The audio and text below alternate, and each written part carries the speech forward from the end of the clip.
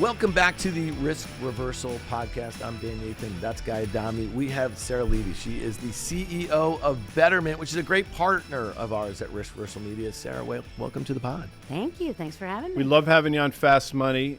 Love having you here today. A lot going on with Betterment over the last 6 to 9 months. So let's start there. Very acquisitive. I mean, you're integrating a lot of things and you're doing it really well. So let's talk about that. Thank you. Well, we're having a lot of fun at Betterment.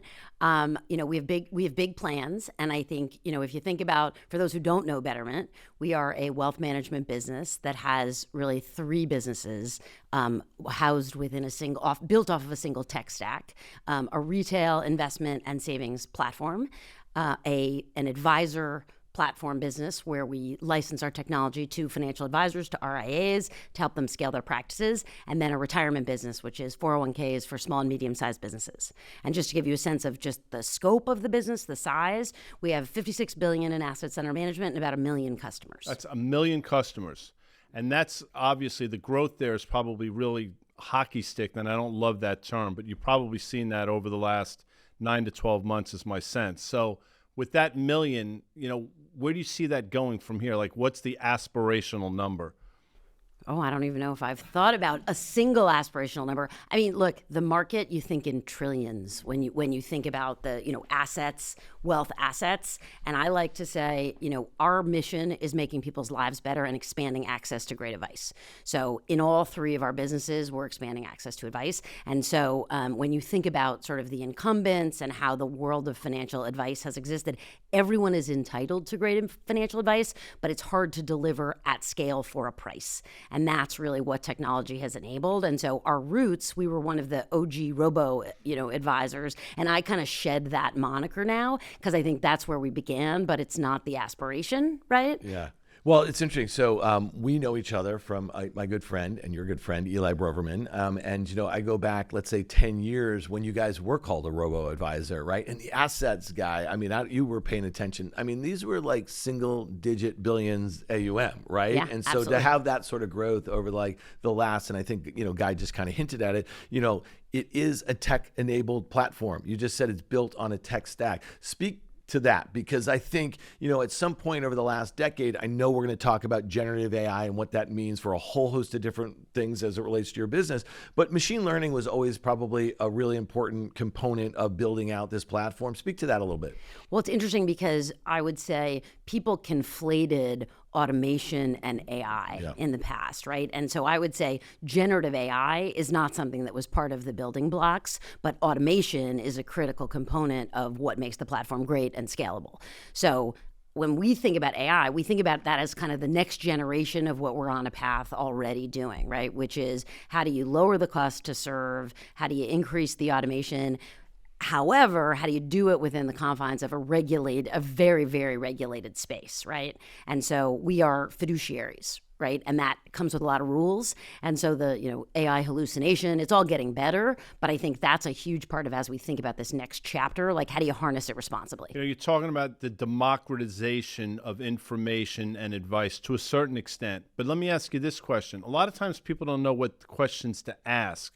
So how do you help them down that sort of road, just sort of understanding, you don't know what you don't know type of thing? How do you help people know what they should know? Well, I definitely think there's an enormous opportunity in education. And to be honest with you, financial education, I don't think we've cracked that. Mm-hmm. It's one of those things where you think about, like, every high school and college student should have access to just basic financial knowledge. And I think there's a real gap there and a real opportunity. I can't say that we're yet there filling it. But where we're thinking about AI, so we're for sure using it just to supercharge everything we do, right? It's a force multiplier, in your marketing department. It's a force multiplier in code completion, right? All those things.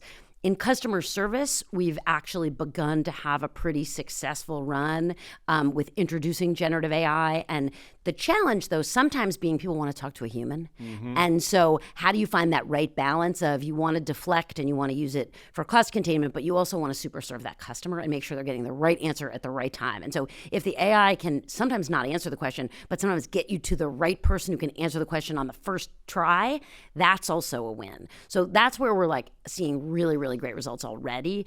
I think the advice question, which is really the question you're asking, we're walking lightly into that. And our current thinking is that we're going to bite off a narrow slice. And I'm not sure I'm quite ready to talk about exactly what that slice looks like, but to your point, like where do I start and what are a couple of questions, kind of narrow the scope of where we're going to let the AI go and therefore stay within the bounds of, what is regulated and what is appropriate, and then kind of grow from there, concentric circles. So what is regulated and what is appropriate? Let's talk about the different customers that you have, because I think 10 years ago when it was a robo-advisor, I think a lot of folks were like, this is an easy way for me to start to invest, right? And it was kind of set it and forget it. And a lot of folks, they have jobs. You're a postman, you're a dentist, or whatever the hell it is. You want to be exposed to the stock market. You want to be investing in an easy way. And you guys were doing it cheap and easy, right? Based on a tech stack that you just talked about. But who are your clients now as you've kind of grown over the last, let's call it decade or so?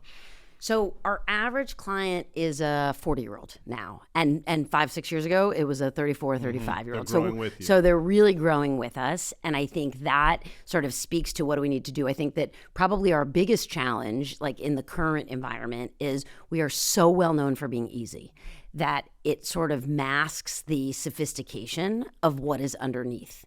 And so how do we offer a simple interface but with some complexity and choice and flexibility kind of built in? And so the original product, to your point, Dan, it was very set it and forget it, right?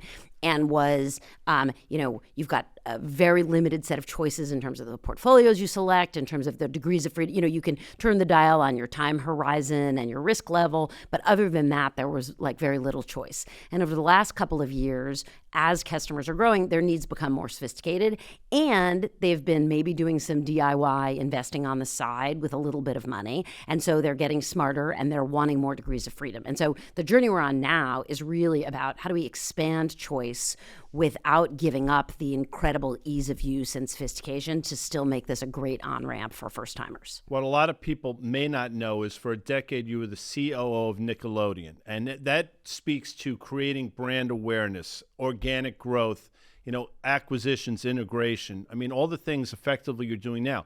Brand awareness, organic growth, acquisitions. How did that help you, that decade there, in your current role now? Well, I was actually 21 years at the company. Okay. And yes, I was 21 years at Viacom, and more than a decade of those, you're right, I was the COO of Nickelodeon, and then I grew into the COO of the Viacom Media Networks, which was MTV and BET and VH1 and these brands. And I think there are a lot of things. First of all, I love to draw the analogy between sort of television is to streaming as incumbent financial institutions are to fintech businesses. And so I witnessed firsthand the challenges of working for a non-tech forward business that was being disrupted by the likes of Netflix, Hulu, et cetera. And watching that it's hard to take, right? Because you have the constraints of public company financials, you have the constraints of an old tech stack, you have the constraints of the fact that, television programs to you at 8 p.m. full of ads, and streaming had none of those sort of burdens to contend with.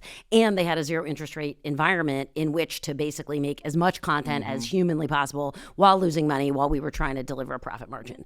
So you take all of that. But in the midst of that, we built incredible brands, the likes of, the Teenage Mutant Ninja Turtles and Paw Patrol and Yellowstone, and these were some of the great brands, right? We built incredible brands and had to take an operation from sort of old school and transform it into now the digital future. And I think that was really, really hard going. My first decade was growth. My back decade was more kind of transformation. So when I think about sort of what do you bring, I mean, organizational design and managing a team and a growing team and scaling, that's all transferable. Brand building, what I fell in love with when I first met Betterment, and I had never heard of the company, I said, wow, this is an incredible brand with a mission, making people's lives better, that's inspirational, and nobody's ever heard of it. And maybe nobody had ever heard of it, but in my circles, nobody had ever heard of it. And so the opportunity to build a beloved brand that people could trust, like people did not like the broadcast networks and they fell in love with Netflix, right? How do you take that same principle? People don't love their financial institutions. It's just a fact. And so you look at sort of the NPS and the CSAT and all of that, and you think, wow, there's an opportunity here to do it better and to make it mobile first. And so what's great about building kind of technology first, you have none of the constraints of the legacy business and all of the opportunity. Yeah, so it sounds like a lot of that experience at Nickelodeon and Paramount in general was kind of defending a moat a little bit as you were being disintermediated, and you probably saw it coming, and every day you went in there and trying to figure out which hole to plug, that sort of thing. So when you think about Betterment now and just the excitement that you have around building this brand and bringing this products to new customers for all intents and purposes, who do you think you're disrupting? Who are you going after? What part of the business? You don't have to name names, but like as you think about where are the opportunities for you as an, let's call it an upstart for all intents and purposes. Right. I mean, I think of us in the wealth business more so than in the full money management, right? So I'm not thinking about the banks as my competitors. I'm thinking of the big incumbent wealth businesses, right? I mean, I'll name them, right? Schwab, Fidelity, Vanguard, that's where the assets are. And I think the customer experience and the brand that we can build for millennials, those meet the needs of my parents, those businesses. And we want to meet the needs of the millennial and Gen Z behind them. Yeah, so we've gotten to know lots of kind of retail-focused financial services companies over the last, Guy's been doing Fast Money for 18 years. A lot of those companies that you just mentioned are sponsors. We do a lot of events in and around those sorts of things. So we kind of interact with their customers. And one of the things that we've noticed over the last 5 years or so is that those large incumbents want your customer and you guys want their customer. And there's a meeting in the middle, which also leads me to believe there's going to be a massive M&A cycle, because folks like yours, you guys you're able to be nimble. You're able to kind of figure out where you want to go and how you want to do it. And they have to defend their moats, and they have the risk of that. Their average customer, let's say, is maybe 55 or something like that. And they kind of age out at a certain point. Yep. Well, look, we have the advantage of speed, right? Nimbleness is one of the great things about, starting from the ground up. I do think there's a tremendous opportunity, though, and the way we think about our business is more in the segment that they don't serve. So yes, someday would I like to fill their shoes, and do I admire those brands and all great things? Absolutely, and that's a great aspiration and a North Star. That being said, along the way, I don't think it's just about competing, because I think that when you consider who has had access over the years to great financial advice, you needed like $1 million in your pocket. And there's a tremendous amount of opportunity in people with fewer assets than that. Or if you're an RIA, you need $250 million for them to even get out of bed and be interested in you. And I think the promise we can bring is, because delivery of our technology is so efficient, we can combine that with fantastic service, and we can afford to give fantastic service to that segment that is not really well served with the big incumbents, because they want to do really well by their wealthiest clients. And on the way up, we can provide that same white glove experience to somebody who's growing and earning. I want to talk about Betterment, but I have to ask this question.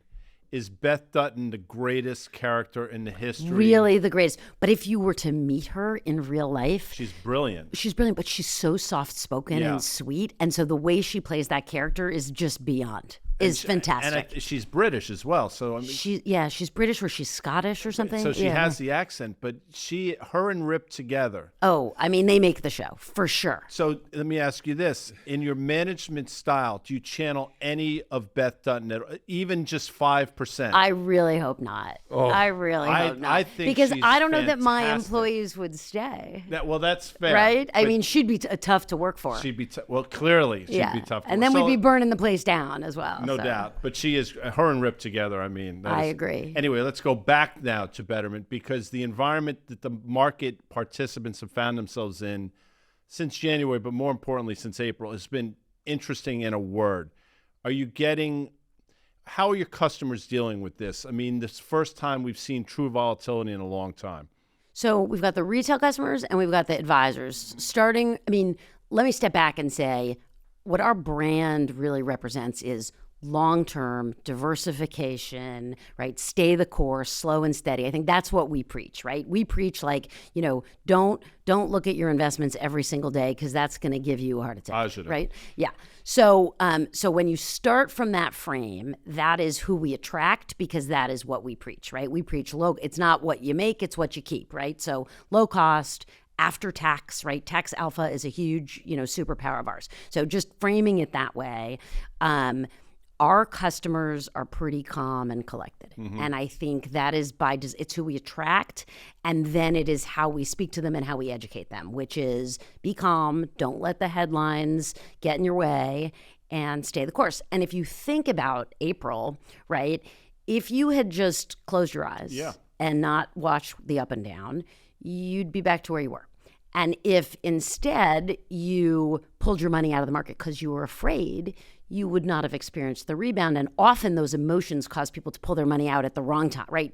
When it's a low rather than a high, because they don't know. And nobody can know, because if you could know, right, you'd be beating the market all day long, and even professionals don't do that. So I think that the thing for us is your average customer is better off in globally diversified index investing. And that's what we believe to our core. And so our customers have done really well through this time for two reasons. One is three reasons. One is they're letting it be.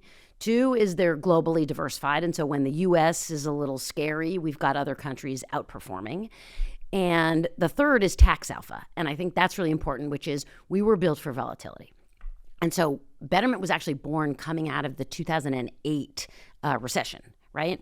And so coming out of that time period, that was our whole messaging, right? Was like, don't get distracted by the headlines. And, on average and over time, the market goes up and to the right if you have the patience and the time horizon.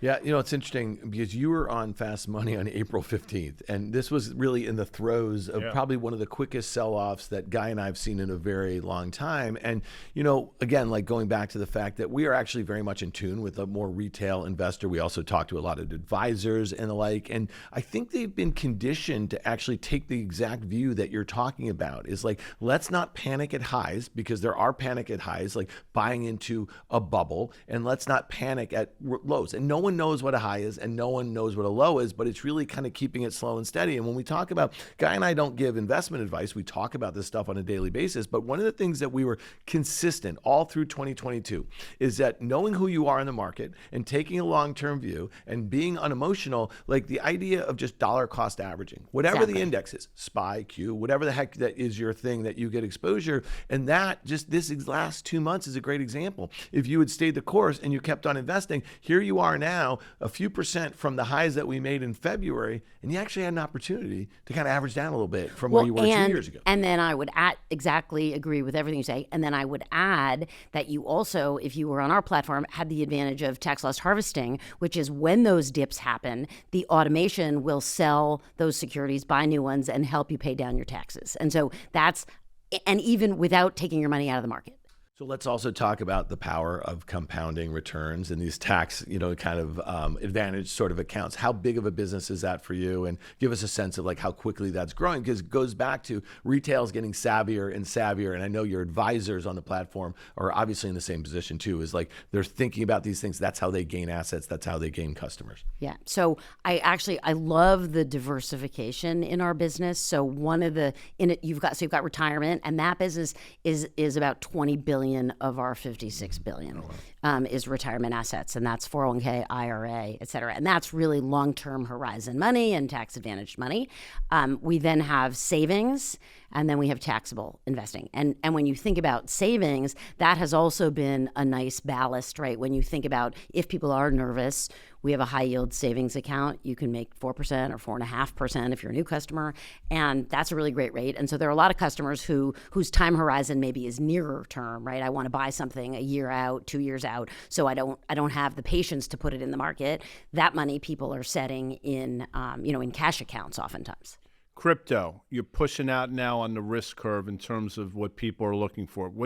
I'm not asking for your views on Bitcoin, where it's going, but your views on crypto as an asset class and how Betterment is sort of looking at the entire space. So we bought a company in 2021. So earlier you were talking about, we're acquiring companies, and we've actually bought 2 companies in the last 60 days, which is exciting. But we bought a company in 2021, a small company who was billing themselves it was called Makara, billing themselves as the Betterment of crypto, and which is a pretty good pitch if you want Betterment to buy you. But I think they did actually have a philosophy that was pretty aligned with ours, which was diversification. And their thesis was, I'm not going to pick which crypto coin is the one, but if you can have a diversified basket of crypto assets, it's a way to play the market, but also have a diversification lens. So we thought that was pretty compelling. Bought this little company. It was basically an acqui-hire, 20 odd employees. We integrated it into our product, and we launched 4 portfolios. And this was, again, 2021. Then we had the crypto winter and everything else. But what we learned, and one of the things we said at that time was the advice on platform to the customers was don't put more than 5% of your assets here. This is part of diversification. Play the asset class. Don't pick the coins, but don't put more than 5%. So largely they heeded our advice. We launched four portfolios. But the one that was the most popular was just Bitcoin, Ethereum. Right. Because people, those are household names, and people wanted the household, or our customers, I should say, wanted the household names. So fast forward, ETFs came out. We decided, you know what, we can lower the cost to our customers and also increase the security, right? Because there's a lot of complexity with actually holding crypto, hot storage, cold storage, the rest. So we introduced an ETF portfolio of Bitcoin and Ethereum. It's available on the platform. A bunch of people have some money in there. A bunch of people don't have some money in there. And it is, by the way, it's as polarizing as it can be. Right. Some customers tell us, I love that Betterment gives me the opportunity to put a little money in crypto. Some customers say Betterment's lost their way. I can't believe they have crypto. My view is we are a platform that needs to serve people with a diverse set of interests in where they're going to invest. And so we're going to make it available. And we're not asking anyone, forcing anyone to make any kind of choice. If you want to have a little crypto exposure, great. All right. So as the betterment of podcasting, we spend a lot of time talking about regulatory and definitely into this year. And so when you talk about crypto, I mean, regulatory was one of the biggest overhangs, right? And especially for institutions offering it to customers who may not know, how to participate in it. And I think the advent of ETFs made it the sort of thing it was kind of a stamp of approval. A lot of folks have gotten really comfortable with the idea of ETFs. So how coming into this year, how were you thinking about regulatory? And you just said you made 2 acquisitions in the last 60 days or so. Do you think we're going to see a lot more of that in the space? And as people have kind of said, hey, listen, it's probably open for business again after being, kind of shut down for the last few years or so. Well, I think for sure M&A is going to be, active. I think the sort of quote shutdown that you're talking about was more at a scale where I would love for Betterment to be one day, but it was really like the big guys, so to speak, right? Because it was more about antitrust and that sort of thing. I think that in the space that we occupy in fintech, there's definitely going to be combinations. I mean, our thesis on acquisition is if we can take one of the 3 strategies we already have, right? Retirement, advisor technology, or retail, robo, and make one of those 3 businesses bigger, that's a great acquisition. And so that's kind of the lens that we use. So our 2 acquisitions just in the last little while, one was Ellevest, which was a women-targeted robo-advisor, but it was basically the extension of a thesis that a number of subscale robo-advisors were built and couldn't hit scale needed for profitability. There are a couple of us that have come out on the other side, and I suspect there will be more consolidation, and I'm more than happy to consolidate those businesses. We've already bought 3 of those. The other acquisition we made, it was a company called Robot Advisors, which is a portfolio management technology. And that really was about buying a very purpose-built piece of technology that is going to accelerate the path we were already on delivering tax alpha and portfolio management capabilities, first to advisors, then to retail clients, and ultimately for both of those audiences, direct indexing next year. My sense is you'd probably do a lot of survey work. And I think top of mind for a lot of people is the employment picture. This is sort of a rhetorical question. How important is the job market in terms of what you're building and in terms of your client base, be it the clients or the advisors, as you talked about earlier in the show? Well, and then, by the way, the 401k business for sure needs people to be employed to be participating in their company 401k. Look, I think this is the one piece of AI that we kind of didn't touch on, right? Which is how is AI going to disrupt the job market and young people under 30, and what are entry level jobs going to look like? And look, I think this is a little bit of the scary overhang, and this is a little bit of the unknown. When people are financially secure, our business will do better because they will feel comfortable putting more money away. I think in the last handful of years, inflation for a lot of folks has basically been such that they haven't had those extra dollars to put away. And whether it's in an emergency savings account or a high yield savings or something like that. So, our recommendation to folks is basically any money, back to Dan's dollar cost averaging, right? Any money that you can put away and you can save, you should. And in particular, you should take advantage of tax advantaged vehicles, whether it's IRAs, 401ks, right? Because this is essentially money the government is giving to you if you can take advantage of it. So I think that's the first place we point people to make sure they do that. But yeah, I mean, we actually have a survey coming out next month, and we've got some early results. We're still kind of crunching the data, but something interesting that we're seeing that I'll tease is that younger cohorts of folks are less nervous. Right. And I think that's about time. I mean, again, we haven't finished the work on the survey, but my feeling is that that's about time horizon, right? I think the job scariness hasn't hit yet.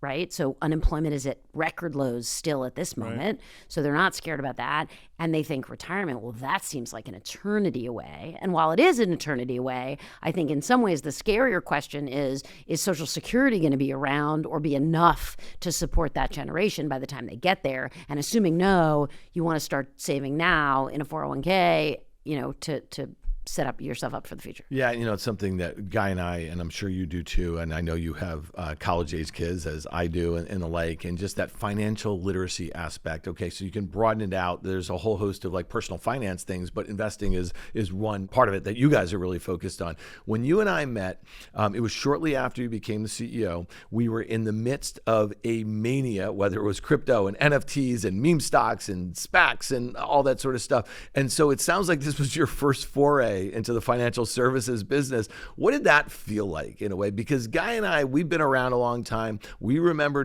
.com, right? I think that was the last real period where it was an absolute mania. And no one knew how long it was going to go, right? But when it popped, no one knew how long it was going to last too, the bear market. And so I'm just curious, what was that coming into this financial services world? What did that feel like? And how has it changed in the last, let's call it 4.5 years or so? The good news for me was I got here and the market, you're right. It was, I got here at the very end of 2020. So early 2021 was bananas, right? Was like the excitement was off the charts and excitement over Betterment was off the charts. Now, we were at that time, and still, by the way, really selling like eat your vegetables while the crazy was selling, here's some candy and here's some cake and, go to the moon and all this stuff and confetti and right. So which is not our vibe. So in some ways we were like, counter-cultural or whatever, right? A counter-trend.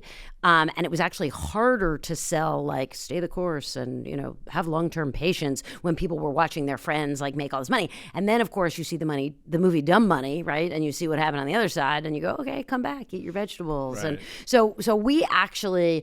In some ways, I thought that I knew more than I knew in that 2021 because I was like, oh, business is doing great, no problem. And then, of course, 2022 came and you realize like there's a lot you don't control in this business, right? The market is the market and sentiment, and that impacts, flows a lot. But I would say on the other side of those kind of volatile moments, and like right now on the other side of April, it's a great time for a brand like ours because people who have been used to and who have had a decade of up and to the right, everyone thinks they're a genius when the market is going up. And then when the market hits rough times, they realize like, maybe I need a professional to help me.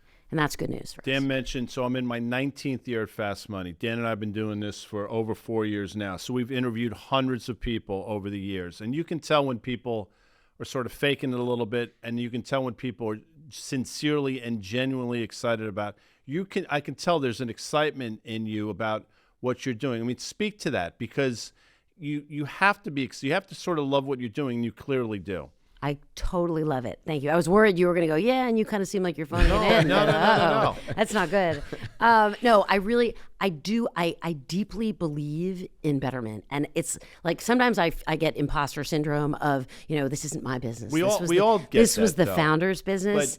But now I'm coming up on 5 years, and I just love it because I think we are doing what's right for customers. We are a completely customer-aligned brand, and I think I've learned in these last 5 years, I mean, I have professionals that work for me who manage the portfolios and build the portfolios and all of this, but like I've learned the mistakes I made over the years in my own personal finances in the last 5 years, and I kick myself, and I think if I had found Betterment in my 20s, wow, like where would I be, right? Because it's just we're building good behavior for customers, and our interests are aligned with their interests at the end of the day. And I think what worries me in the marketplace, honestly, is that there are a lot of brands that are taking advantage of customers where the businesses are making money, but at the customer's expense. Sure. And I think that's scary. And I don't like that. And I just love what we stand for. And I think that's what makes me passionate, is we're building a great brand and we believe in it and it's real. Well, we've been very fortunate to get to know you personally and get the brand and the offering and that sort of thing. And you guys have been a great partner of ours. And so we really appreciate you being here, Sarah. I hope to see you on CNBC very soon again. And this podcast, Mike, it's always open. It's always open. Thank you. Well, thank you both. Thanks so much. It's a pleasure.